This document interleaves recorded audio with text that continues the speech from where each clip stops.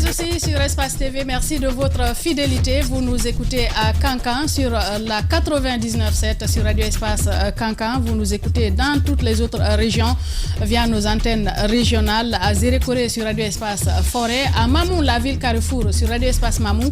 Et dans le Kania, la capitale des agrumes, vous nous écoutez sur Radio Espace Kania. Et à Boké, vous nous écoutez sur Radio Espace Kakandé. Sans oublier les contreforts du Fouta Jalon. À l'Abbé, vous nous écoutez sur Radio Espace Fouta. Merci de votre fidélité. Nous continuons l'émission ici. On parle insécurité à présent avec cette attaque à main armée. On a suivi cette actualité. Certainement, on va partir d'un moment à l'autre du côté de Kobaya. Daouda Mohamed Kamara, on a eu cette info ce matin. Une jeune dame nous a appelé en pleurs. Et puis, on a vu sa maman qui était complètement, dont le visage était complètement ensanglanté. Ils ont reçu la visite des bandits armés la nuit dernière. Oui, effectivement, on a été interpellé ce matin par rapport à cet autre cas de... Cette énième attaque. Cette énième attaque à main armée. Et une dame qu'on a vue d'ailleurs avec du sang sur le corps et qui aurait été violentée par ceux qui ont attaqué la maison. Et on ne nous a pas dit assez sur les circonstances, comment c'est arrivé, qu'est-ce qui a été emporté entre autres. Mais je crois qu'en ayant tout à l'heure un membre de la famille, on en saurait davantage. Mais ce qu'il faut déjà rappeler, Madame Hiro, c'est que ces derniers temps également, je le disais la dernière fois, de plus en plus, on assiste à des cas d'attaque à main armée. Et c'est là le plus souvent, comme d'ailleurs traditionnellement, ce sont des armes de guerre qui sont censées être dans les mains des forces de force. À l'instant, voilà. La porte qui a été défoncée. Ce sont des munitions comme des douilles qu'on voit. Ce ne sont pas des douilles des armes des fusils de chasse. Des fusils de chasse. Ce sont des fusils qui sont censés être dans les mains de la police, de la gendarmerie et de l'armée. Et aujourd'hui, qu'on ait ces armes qui soient utilisées, il y a quand même lieu de se poser éternellement cette même question. On voit les images à l'instant, tout est sens dessus-dessous, voilà. Dans la maison. À se poser toujours la même question. Qui doterait aujourd'hui ou qui seraient ceux qui se rendaient coupables de ces attaques à main armée? On a vu également la dernière fois, c'était du côté de Gomboya, où une famille également a été victime, mais on nous apprend de ce côté que ce sont des personnes qui étaient habillées en tenue militaire. En tenue militaire. Difficile de savoir, est-ce qu'on arbore simplement les tenues militaires pour aller à ces forfaitures? Vous vous rappelez de ce groupe, quand les coupeurs de route ont continué à sévir du côté de Mamou, c'est Campement qui a été retrouvé. Effectivement. On a retrouvé des tenues militaires, des armes. Alors, aujourd'hui, il faut davantage interpeller les services, les forces de l'ordre et de sécurité à travailler davantage, à laver leur image, parce que ceux qui le font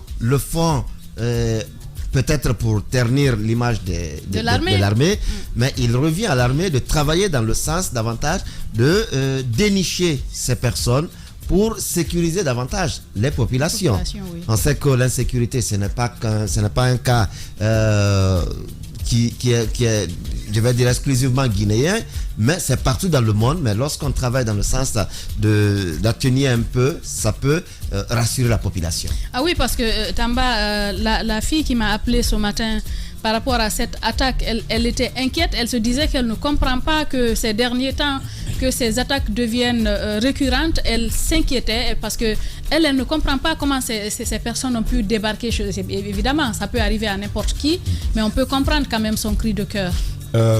C'est cette sorte de psycho. J'ai coutume de dire que l'insécurité, elle est d'abord psychologique, en fait.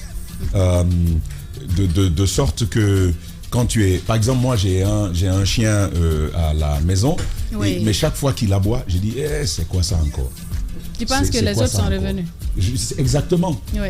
Parce que tu en as été victime. Oui, mais c'est encore pire. Oui. Parce qu'avant, moi, même quand ça tirait juste à côté de ma maison, moi, je dormais. Hein. Je dormais, ça ne m'inquiétait pas.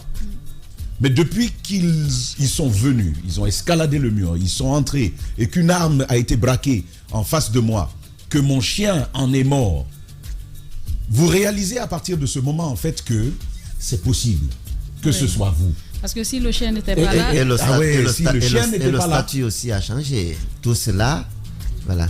Bon, alors vous voyez bien que si le chien n'était pas mort, ce qui avait pu se passer, ce qui aurait pu se passer, à 2 mètres de moi, le monsieur me dit « Hey, arrête !» Et moi, je continue à avancer. Je voyais même pas qu'il avait un fusil braqué sur moi et c'est mon chien qui a sauté, qui s'est agrippé à lui et il a tiré.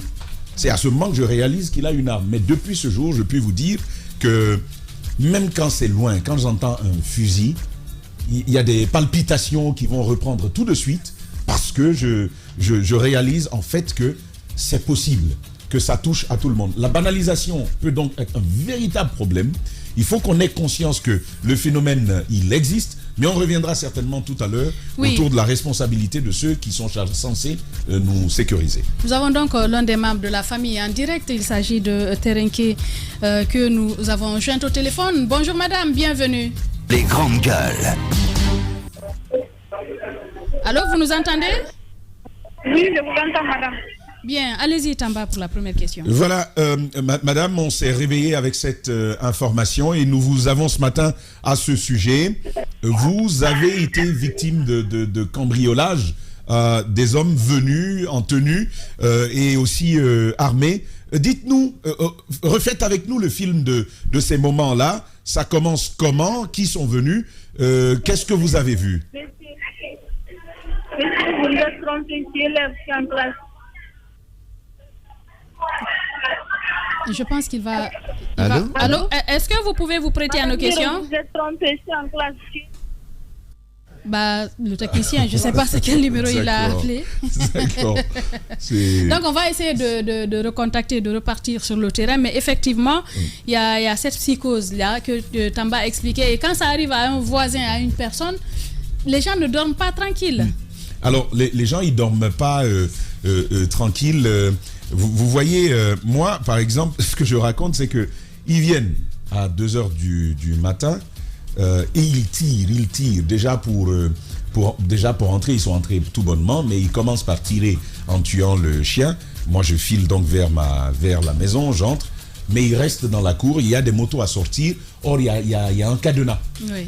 Il y a un cadenas à la porte, deux cadenas même. Ils se mettent là à l'intérieur et ils se mettent à tirer et à battre de ces cadenas jusqu'à ce que ça puisse s'ouvrir.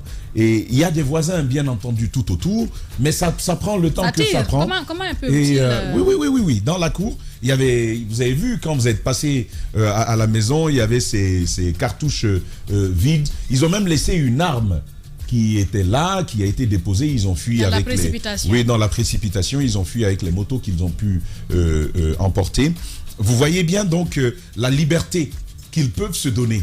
Oui, de venir en fait, malgré et de prendre les tirs du temps. aussi, c'est le fait que des postes de sécurité, police, gendarmerie, qui sont dans les parages, peut-être n'interviennent pas à temps, ne se posent pas la question de savoir qu'est-ce qui se passe. Vous savez, il y a un poste de CMIS, tout près de chez moi, c'est à 500 mètres. En tout cas, ça ne fait pas 1 kilomètre.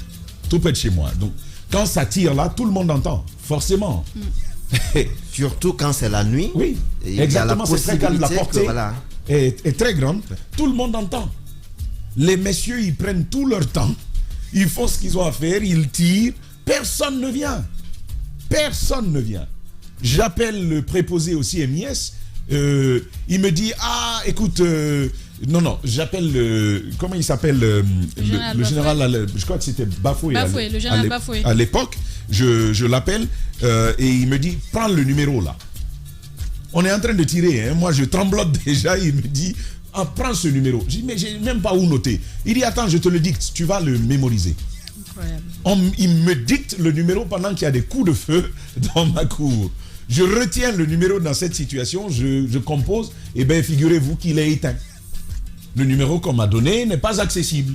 Et bien à ce moment-là, j'entre dans la douche et puis je dis, Dieu, c'est peut-être la fin, je remets ma vie entre tes mains. Et je reste là. Alors qu'il suffisait peut-être juste d'avoir un numéro vert. Exactement, de la proactivité. Et en fait, ils sont venus après, quand tout était fini. quand tout était fini, ils sont venus, tout s'était passé. Et ça relance quand même la question. Mais qu'est-ce que les enquêtes avaient donné, Tamba? Mais vous savez que ça ne peut rien donner. Ça n'a rien donné dans mon cas. Il y avait même une arme, mais ça n'a rien donné.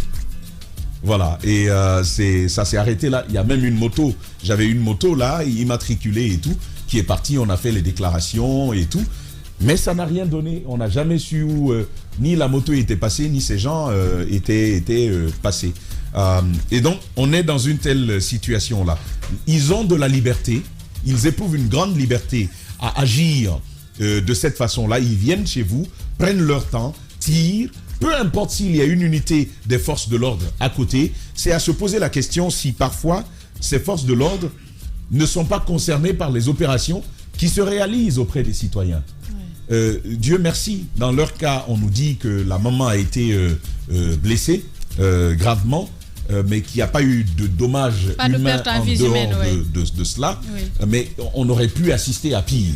Si par exemple il y a eu une résistance, on aurait pu assister à pire. Et c'est souvent que malheureusement ils sont encouragés dans le fait qu'il n'y a pas d'enquête sérieuse qui soit diligentée. D'enquête, je dis bien sérieuse. Parce qu'on peut annoncer des choses, ça ne revient jamais. C'est pourquoi, malgré les moyens dont ils disent de détenir, on peut vous insulter sur Facebook, on peut vous attaquer, on peut vous appeler, vous menacer, on peut même venir chez vous. Dans le contexte actuel, il n'y a pas de réponse de la part des forces de sécurité. Et ça pose un véritable problème pour cette insécurité qui s'impose à nous, qui s'ancre même dans notre subconscient aujourd'hui, et qui nous mettent dans une sorte de psychose collective.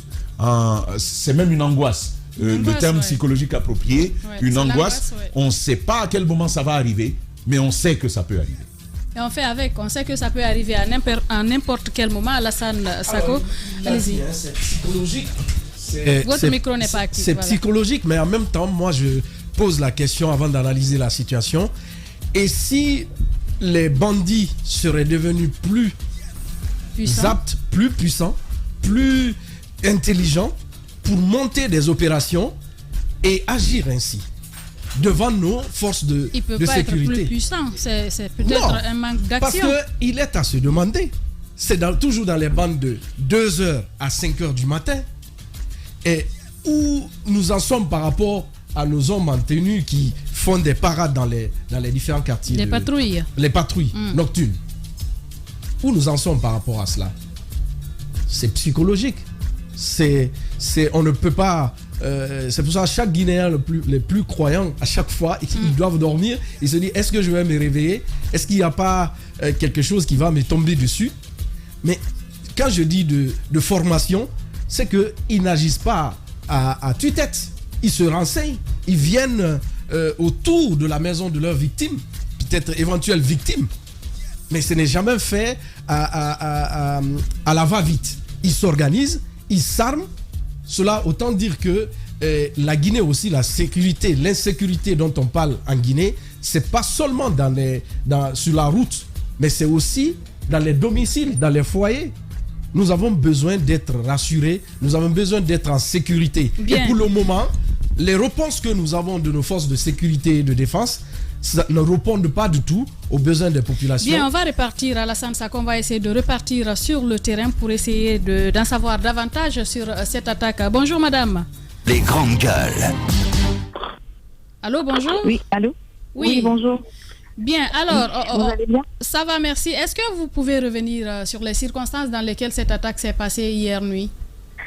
Oui, c'était effectivement dans les environs de 2h45, 3h du matin. Ils ont sauté par les murs, ils ont attaché le gardien. Ensuite, ils ont défoncé la porte d'entrée, la porte principale du salon avec une pile sauteuse.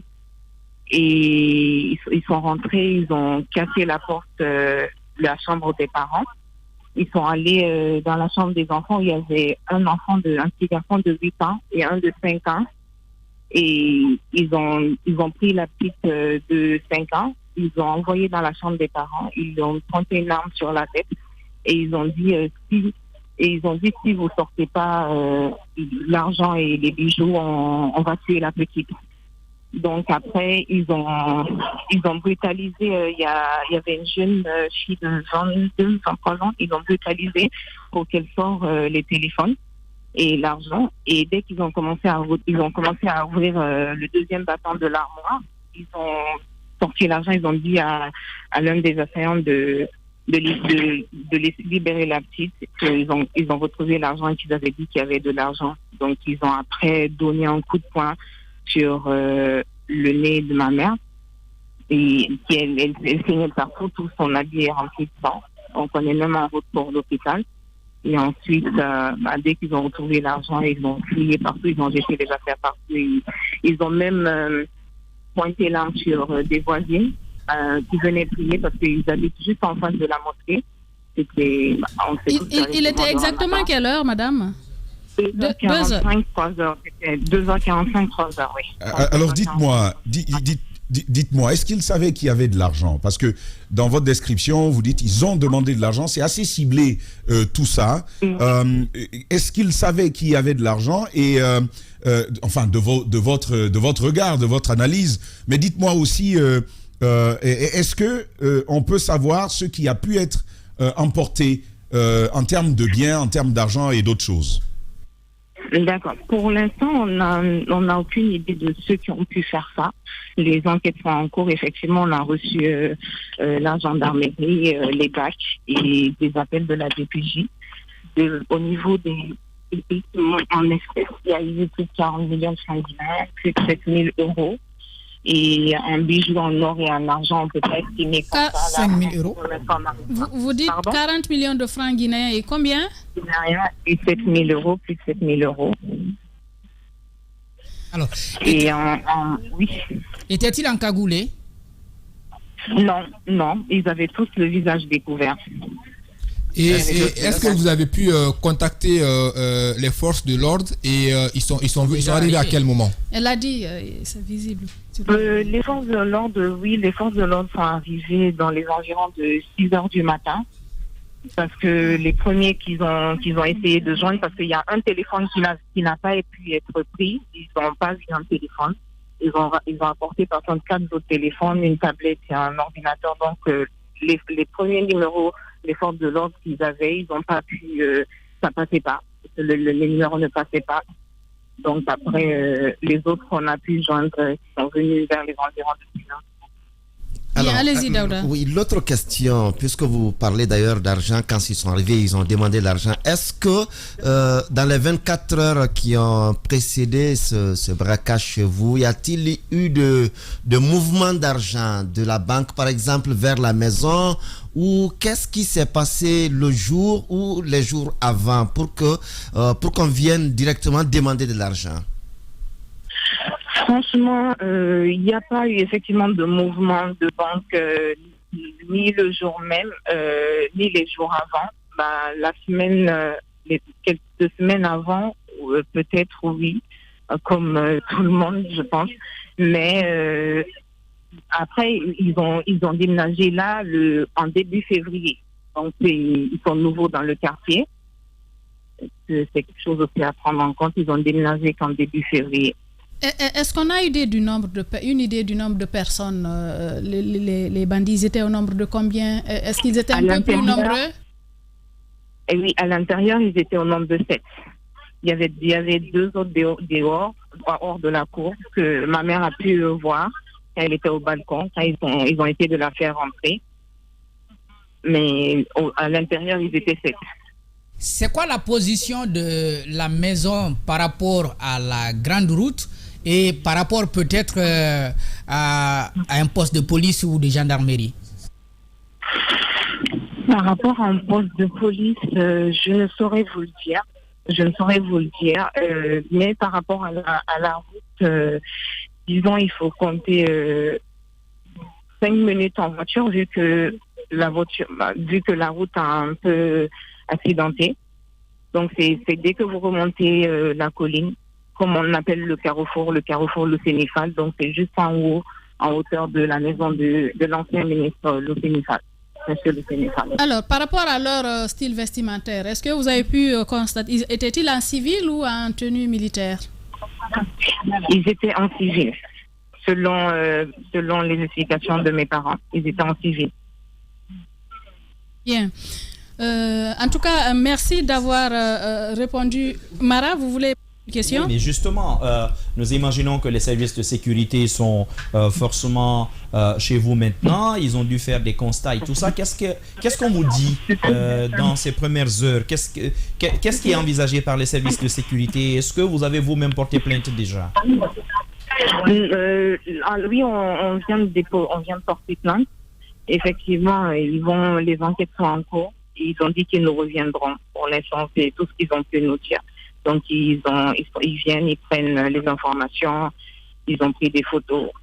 Donc, on est dans l'attente d'un retour de leur part.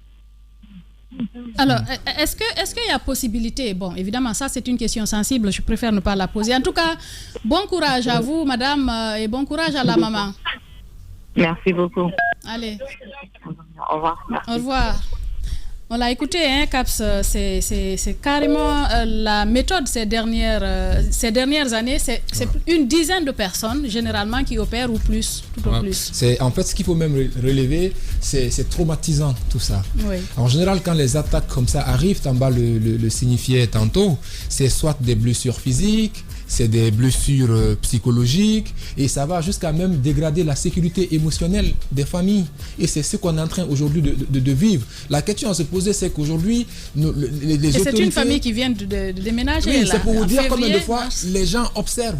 Oui. Les gens observent, ils observent. Qu'est-ce qui dit que c'est pas quelqu'un qui est autour de là-bas qui observe et qui joue le rôle d'indique, qui va signifier ces choses à ces gens? C'est pourquoi en fait aujourd'hui la question sécuritaire est une question assez importante. Que fait le ministère de la Sécurité? On l'a souvent dit ici, s'il n'y a pas d'hommes, s'il y a insuffisance d'hommes, recrutez des hommes. S'ils ne sont pas bien formés, formez-les. S'ils n'ont pas des équipements, équipez-les. On l'a dit plusieurs fois ici. Et au-delà de ça, vous savez, face à l'insécurité, on ne doit pas se taire. Les services de sécurité doivent avoir une certaine méthode de sensibilisation de la population pour des comportements à adopter quand ce genre de choses arrivent. Vous savez, des fois, quand ça arrive, on est perdu. On peut se prêter à certains actes, se disant que c'est pour sécuriser. D'autres même peuvent vouloir contre-attaquer. On est perdu en ce moment-là. Mais les forces de sécurité, le premier comportement, si vous avez la possibilité d'appeler, appelez. Mais lorsque vous appelez, on ne décroche pas. Et lorsqu'on décroche, le numéro ne passe pas. J'arrive. Maintenant, moi je suis en train. Non, il y a des numéros verts. Il y a des numéros verts. Il y a des numéros verts qui nous communiquent. Il y a des numéros verts qui nous communiquent, mais qui souvent ne passent pas.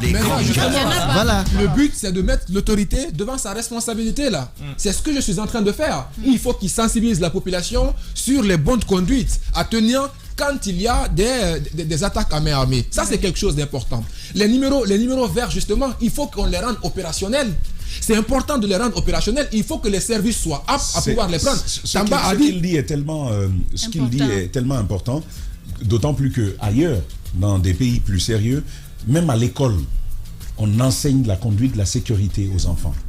Ça c'est une vocation de l'État. C'est quoi aux États-Unis le 911? Tout le monde le connaît. Les enfants, tout le monde sait l'enfant ne le sait pas. Ne le connaît pas. Et même contre toi, le parent, tu as peur de lui admonester une sur beaucoup d'autres choses. Parce qu'il est capable d'appeler la police. Va fonctionner pour la santé, pour appeler un ambulancier, pour la sécurité. Tout ça sont des choses à faire. Et dans le contexte guinéen, je pense qu'il faut quand même faire beaucoup d'efforts et je pense que c'est une justesse de regard que d'invoquer l'éducation citoyenne à cela. Ben voilà, et au-delà, justement, en parlant d'éducation citoyenne, il faut interpeller aussi les populations sur les comportements à risque. Vous savez, la question a été posée, Daoud a posé, est-ce qu'il n'y a pas eu des mouvements dans les jours qui ont précédé l'attaque?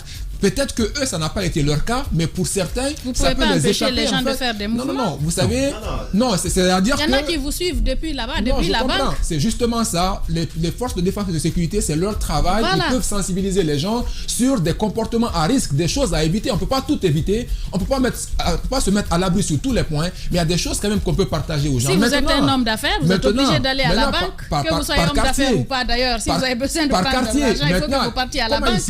Mais si vous êtes suivi depuis la banque, par exemple. Tu as de l'argent à la banque, voilà pourquoi tu vas à la banque. Non mais imaginez par exemple chaque fonctionnaire ou bien chaque cadre, toi tu travailles ici. Pourquoi les commerçants laissent l'argent dans les coffres-forts à Madina? Mais imagine, c'est à risque. Voilà, aussi c'est à risque. C'est à risque. Il y a eu des descentes là-bas, on a emporté des coffres forts. Eux, ils contrôlent. On nous les blâmons souvent, mais c'est des risques. Ils préfèrent contrôler leurs risques que de laisser ça au niveau des banques. Mais je pense qu'ils ont dépassé cela. Mais cela n'empêche pas les braquages. Cela n'empêche pas les braquages. Mais c'est te dire, c'est l'absence de l'État crée des problèmes. Tu vas à la banque, tu es suivi. Tu déménages, tu as vu leur cas, le simple de déménager. Et déjà, vous avez forcément des gens dans l'entourage et ainsi de suite qui vous observent, qui signalent, il y a des gens qui ont déménagé. Hein. Tu sais pourquoi on a que les gens déménagent de nuit? Oui, justement. On ne peut pas attirer l'attention sur eux. C'est devenu une tradition. Maintenant, l'autre question essentielle à soulever, Madame Yoro, il ne faut pas quand même qu'on perde ça de vue. On a des armes qui circulent. On a des armes. Dans la ville, on a des armes à Conakry. Des bandits peuvent se procurer des armes. Imaginez tout ce qui peut être possible par rapport à ça. Oui. Il faut aujourd'hui que les forces de défense et de sécurité se lèvent. Je ne peux pas comprendre. On a un régime militaire qui est là. C'est les militaires qui sont là, au-delà de tout. Donc, ils doivent comprendre ça et comprendre qu'au-delà de ça, on est dans un régime de transition. C'est des choses qui sont aussi sensibles au regard de l'insécurité qui nous entoure avec le djihadisme, le terrorisme, ce qui nous entoure. Donc, tout ça, c'est des choses à prendre en compte aujourd'hui. Il faudrait qu'on mette, quand on a mis les PA, les PA en place, on les a enlevés. Il y a eu beaucoup de discussions autour. Le contexte est différent. Oui, certes, le contexte est différent, mais c'est pour dire combien de fois il faut qu'il y ait des postes de sécurité qui puissent être proches de la population et qui soient proactifs. Ça, c'est important de le dire. Le Tamba signifiait le signaler avec son cas. Ils sont à côté, ils entendent des coups de feu, mais ils ne viennent pas, ils ne réagissent pas. De proximité dont on a parlé à un moment donné qui n'a jamais fonctionné. Voilà, ça n'a jamais fonctionné. Donc c'est important aujourd'hui. En tout cas, l'un dans l'autre, la finalité, que l'État prenne ses responsabilités. En tout cas, c'est notre devoir. Notre devoir le plus absolu, c'est notre droit le plus absolu, c'est que l'État assure notre sécurité. Et c'est le devoir de l'État de pouvoir justement se prêter à cet exercice-là, de faire de sorte que chaque population puisse se sentir en sécurité chez soi. Ça, c'est inadmissible. Imaginez quelqu'un, tu travailles dur pour mobiliser tes ressources. Et finalement, tu ne peux pas jouir de ces ressources-là parce que tout simplement, certaines ne sont pas en train de faire leur travail. C'est inadmissible parce que ce qui s'est passé, on aurait pu connaître le pire. Imaginez qu'ils viennent prendre un enfant et qu'on pointe l'arme sur J'imagine le comportement de cet enfant-là aujourd'hui, comment il réagit. Le traumatisé. Je pense même que le fait d'utiliser les enfants, ça c'est... si vous voulez, c'est une méthode pour faire davantage peur à la famille et de laisser, si vous voulez, des séquelles psychologiques pour longtemps, pour cet enfant, mais aussi pour ses parents. Parce que si on a pointé l'arme sur votre enfant, vous êtes là, vous observez, ça c'est quelque chose que vous aurez du mal à enlever de votre tête. Utilisez donc les enfants en bouclier. Je pense que ça commence à se développer. On a l'impression d'être dans un film. Le système commence à se développer. D'abord, ils ont l'audace de venir à visage découvert. Les grandes gueules. D'utiliser l'enfant comme bouclier. Parce qu'ils sont très rassurés, même qu'en partant, il n'y aurait peut-être pas d'indice derrière, il n'y aura aucune possibilité qu'ils tombent dans les filets de la police. Ça veut donc dire qu'ils se sentent en roi, ils se sentent en liberté d'opérer de cette façon. C'est pourquoi, moi je rappelle encore cela, il faut que les services de défense et de sécurité puissent dissuader. Peut-être qu'ils ne peuvent pas lutter, ils ne peuvent pas éliminer le crime, mais que les bandits puissent quand même dire: ah, si on tente de faire ça, on peut nous attraper. Oui. Mais vous voyez comment ils ont opéré? Ils sont très convaincus que rien ne peut leur arriver. Ils ont pris le temps qu'ils ont pris à l'intérieur, ils ont fait ce qu'ils ont fait, ils n'ont pas caché leur visage. Parce qu'ils sont très convaincus que ces derniers temps, on nous apprend qu'il y a des caméras à travers la ville. Oui, il y en a. Des caméras de surveillance. Non, mais il faut en profiter. Les caméras, c'est au niveau des carrefours. Des carrefours. Des grands carrefours. Mais peut-être qu'il faut interpeller ces populations, ceux qui en ont les moyens, parce que ça ne coûte pas les yeux de la tête ces derniers temps. Oui. Ceux qui en ont les moyens de placer des caméras de surveillance, ça pourrait aider. Ça aussi, qu'ils ne sachent pas que ça existe. Parce que si justement, il y a des façons de faire. Voilà, ils peuvent arriver et puis faire un certain nombre de choses. Ce que je dis, madame, les policiers et les gendarmes qui interviennent dans ce domaine-là, donc dans le volet sécuritaire dans notre pays, ils doivent être craints. Si les bandits ne les craignent pas, mais nous sommes en danger. Oui. Parce que de la façon dont ils opèrent là, ça veut dire que, c'est-à-dire de la même manière qu'on se comporte dans la circulation avec les policiers de la routière, on a commencé à se comporter comme ça à l'égard des bacs. Peut-être c'est le cas, peut-être qu'ils sont en bonne intelligence et ils se disent bon, de toutes les façons ceux qui doivent nous combattre là, ils nous appuient dans notre démarche, donc on peut faire ce qu'on veut. Les gens ne peuvent pas faire 1 heure de temps d'attaque dans une maison, même 30 minutes 30 minutes dans un domicile, qu'aucun policier ne puisse se pointer, qu'aucun gendarme ne puisse se pointer. Alors là, les bandits là, c'est inquiétant. Ils sont vraiment libres. Alors moi j'ai comme le poisson dans l'eau. Et ça, moi j'ai suivi un documentaire avec une télé française. Il y a un monsieur qui quitte le boulot, il laisse le trousseau de clés de sa maison au boulot. Il vient, comme c'est encore loin entre son domicile et son bureau. Qu'est-ce qu'il fait? Il essaie d'escalader le mur pour rentrer. Il y a son voisin à côté qui appelle la gendarmerie. On vient, on l'arrête. C'est après explication qu'on s'est rendu compte qu'il est propriétaire de la maison. Cette collaboration, service de sécurité et population, pour le moment, on n'a que ce moyen rudimentaire-là. Ne pas laisser. Moyen? On ne l'a pas. Non, c'est appeler la gendarmerie, tu vas l'appeler comment? Par quel moyen? Tu vas l'appeler comment? Il n'y a pas de numéro vert. On te réveille là. Comme c'est un documentaire qu'il a regardé. Si tu donnes maintenant de mémoire, je t'offre. Et ça, à la vue de la Guinée, si tu donnes maintenant le numéro de je la n'en ai banque, pas, je ne connais pas. Je ne connais pas. Il a perdu le son. Tu parles parce que tu donnes là, je signe devant tout le monde. Je t'offre mon salaire du mois. Alors, c'est te dire combien de fois c'est difficile. Vous êtes attaqué à domicile, vous ne savez pas vers qui vous tournez. Vraiment. D'où justement la question. Je me rappelle d'une des plumes que j'avais écrites ici. Il y a quelques années, j'avais écrit une plume ici sur la nécessité justement d'avoir un numéro vert en Guinée. Ça semblait, les gens pensaient que c'était une perte de temps que de parler de cela. Ouais. En Guinée, parmi les sources d'insécurité, si vous vous rappelez, il y a encore 2-3 ans, parmi les sources d'insécurité, nous parlions des problèmes d'adressage. Tu te souviens? Nous parlions aussi du manque d'éclairage public. Maintenant, aujourd'hui, l'éclairage public est en train de servir aussi les bandits. Ouais. Parce que ce qu'il ne faut pas oublier dans cette affaire aussi... Le général qui gère le général et sa police, eux ne suivent pas. Ils ne suivent pas le développement des routes dans le quartier. Ils ne suivent rien du tout, ils ne sont pas en contact. Souvent, tu vois des policiers au quartier, c'est comme des amis de ceux-là, comment on les appelle? Les babères. C'est comme ça on les appelle, non? Voilà, derrière le stade, derrière ceci, cela. C'est pas normal tout ça. Alors, c'est nécessaire aujourd'hui que l'État, c'est même honteux, qu'en 2023, que la Guinée n'ait pas de numéro court. Alors que ça, c'est une ressource de l'État. C'est pas les sociétés de téléphonie qui donnent ça. C'est l'État qui demande à l'ARPT, donne-nous un numéro. On avait par exemple, pendant Ebola, il y avait le 115. Oui, mais là, même ça, c'était les partenaires. même ça, c'est CDC qui gérait ça. Justement, c'était les partenaires qui payaient ça. Aujourd'hui, les autres sont après, il y a le 116.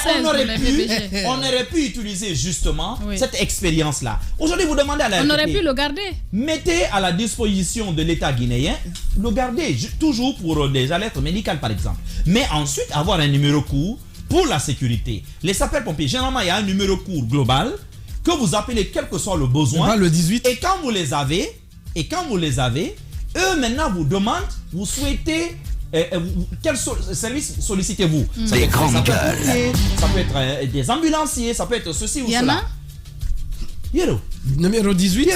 Ça n'existe pas. Il n'y en a pas. Le 18. Tu sais, pour le faire, Yero, je vais te dire une chose. Il faut avoir quelque part un call center.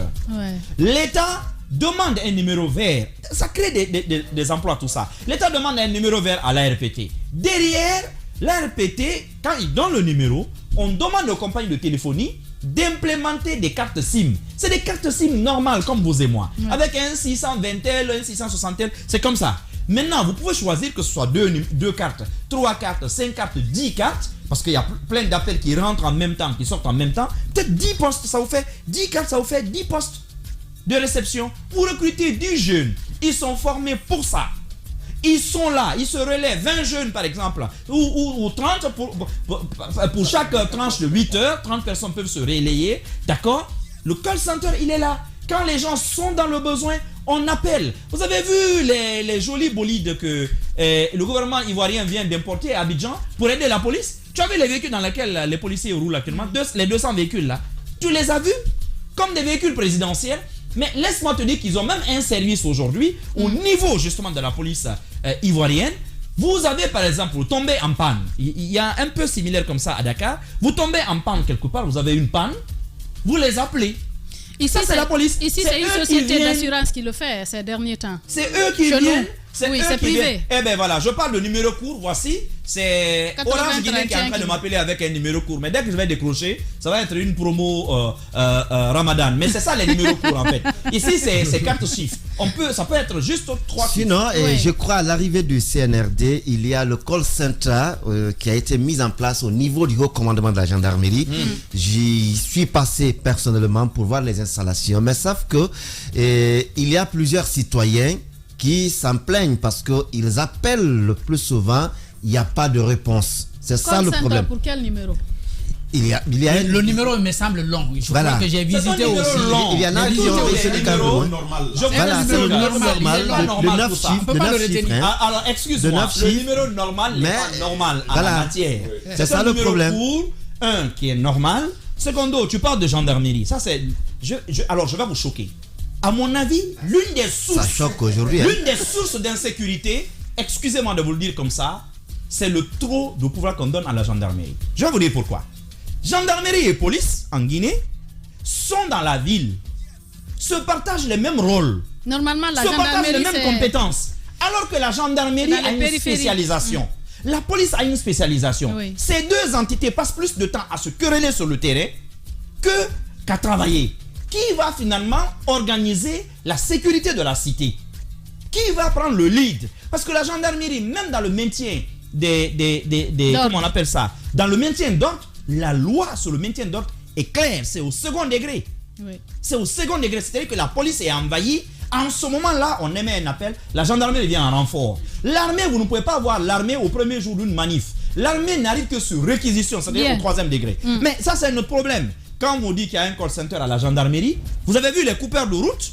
C'est l'absence de la gendarmerie justement sur les routes nationales qui fait qu'il y a des coupeurs de route. Alors que ça, c'est sa spécialité. Mais dans la ville, ça sert à quoi d'avoir autant de policiers à Conakry qui refusent d'aller à l'intérieur du pays? Bien. Et aujourd'hui, vous allez voir des gens, des anti-gangs, ceux qu'on appelle anti-gangs, ils sont aussi dans la circulation. Partez du côté de Lambagné. À 11h, eux aussi, ils visent les véhicules les plus jolis, ils sortent devant vous arrêter. Et les motards, ils prennent les casques pour demander de l'argent. Bien. Mais bon sang, au même moment, les bandits, les malfrats sont en train de zigouiller. CNRD, vous êtes soit des militaires qui gèrent le pays, ou vous n'êtes pas des militaires. Mais que des bandits viennent vous défier sur votre propre terrain, c'est à vous de voir ça. Je parle de formation. Allez-y, Zachary, pour clore. Oui, pour ceux qui arrêtent les jolies voitures, Jacques est témoin. Il peut vous faire son témoignage. J'étais avec lui la dernière fois. On nous a attrapés. Qui, la police? Rapidement. Bon, il sait. C'est vrai Au même endroit où on nous a arrêtés à 2 là. Oui, un peu devant. Oui, c'est ça. On nous a arrêtés aussi. Oui, mais c'est vrai que ta voiture est jolie. Donc il a l'habitude des situations. On nous a arrêtés, lui et moi. Rapidement, je passe quand même ce témoignage qui vient renforcer ce que nous sommes en train de dire. Oui. C'est en même temps une sonnette d'alarme qui est tirée par un de nos compatriotes qui m'écrit ce matin et qui est même prêt à vouloir témoigner sur le sujet. Je vous lis le message. Si ça peut nous intéresser, pourquoi pas. Il nous dit, dans mon quartier, c'est la T8, il habite la T8. Il dit chaque nuit, il y a beaucoup de jeunes qui viennent là-bas pour se droguer, brigander les gens plus tard la nuit. Je leur ai plusieurs fois demandé de dégager, mais ils me menacent aujourd'hui. J'ai informé à la mosquée, rien. Le chef de quartier, rien. Rien à ce niveau. J'ai appelé, fatigué, j'ai parlé comme lui, les numéros des commissaires, aucune intervention. Finalement, je suis allé voir les patrouilles qui sont stationnées au carrefour T7. Eux acceptent de venir, mais je dois payer pour qu'ils viennent. Wow. J'en ai déjà fait 3 fois, c'est-à-dire qu'il a déjà payé 3 fois pour que ces patrouilles viennent vers lui. Mais jusqu'à présent, ces jeunes continuent d'être là. Et quand j'appelle la police, ils me demandent de payer. C'est compliqué, mon cher. et il souhaitait que je fasse passer le message. Voilà, je pense que pour sa propre sécurité, c'est mieux de pas le prendre. Mais cette phrase, on a vu ça dans certains pays du Nord là, notamment au Caire. Ce que j'ai vu au Caire, à chaque carrefour, tu vas voir des policiers comme si on est en état d'alerte. Depuis toujours, on nous dit que le ratio policier-citoyen est très bas en Guinée, qu'il va falloir recruter. Mais bon sang, allons désormais à ce recrutement-là. Formons-les, déployons et que le citoyen aussi comprenne que la police doit être au milieu de nous. Ça, c'est un élément fort de dissuasion. Voir un policier arrêté, et là-bas, ils sont armés en casque et en armes. Oui. C'est ici on fait les trucs. Non, mais il faut le faire pour nous apporter un peu plus, ne serait-ce que dans l'image et dans le symbole, plus de sécurité. Plus de sécurité donc pour les citoyens guinéens, on en a besoin. Voilà comment nous partons vers la deuxième pause, vers le deuxième écran publicitaire. L'émission revient dans 10 minutes sur Espace TV.